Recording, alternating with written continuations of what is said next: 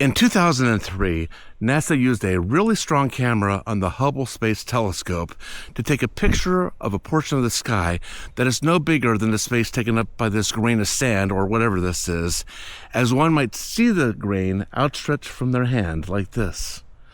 It was looking at everything behind that grain. The area of the sky we're talking about is so small that it takes 10 million of these spaces to cover the night sky. At first glance, it looks like nothing is there in that space. But look what Hubble found after taking a picture of the small portion of the sky for 11 days. It's unbelievable how many galaxies and stars show up in this picture. But remember, this is a two-dimensional image of 3 dimensions of outer space. What I mean is, some of the objects are much closer to the telescope than others, and NASA has put together a cool movie to illustrate that.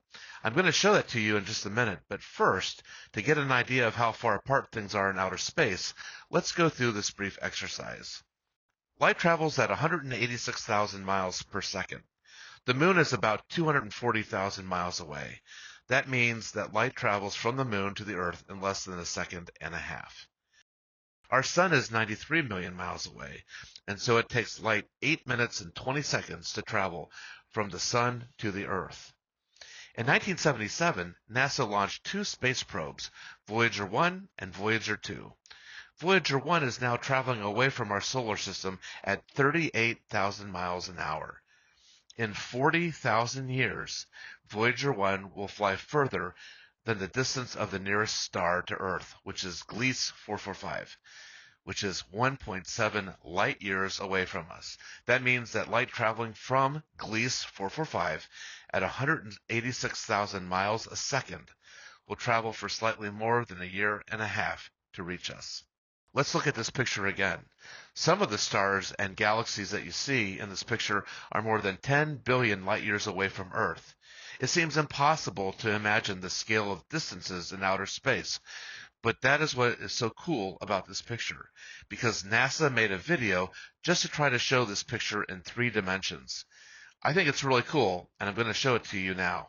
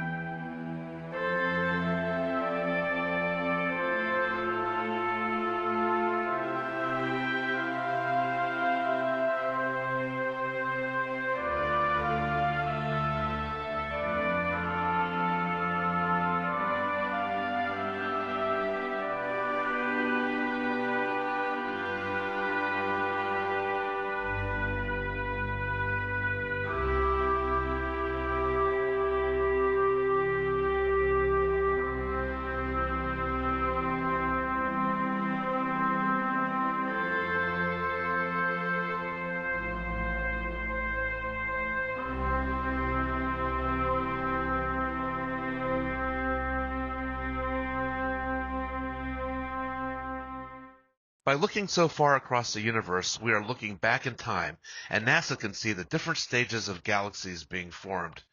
And think of those small dots of light that you just saw on the video. A basic galaxy like the Milky Way, which is the galaxy that we're in, has stars spread out for more than 1,000,000 light years. Let me say it in a different way. In our own galaxy, the star nearest to us, we've already said, is 1.7 light years away, while the furthest star away from us in the Milky Way is more than 1,000,000 light years away from us. It is hard to imagine this amount of space. So if you think about the fact that this picture comes from a sand-sized portion of the sky, just think how many more galaxies and stars are in the entire universe when you multiply that tiny space of the grain of sand by all the rest of the sky. 10 million pieces of sky. Scientists believe there are more stars in the universe than grains of sand on Earth. But there's one more thing to think about. All of these pictures and analysis were due to images gathered by the Hubble Space Telescope, like the picture on the right, which has been taking pictures of outer space since 1990. But in 2022, the James Webb Space Telescope was launched. It can see 10 times better than Hubble, like the picture of the identical section of space on the left. One can only imagine that in the next decade, scientists using the James Webb Telescope will make new discoveries that will give us new knowledge and better understanding of the universe. In fact, on the day that I finished this video, it was announced that it had a new discovery about black holes. And I think that is really, really cool.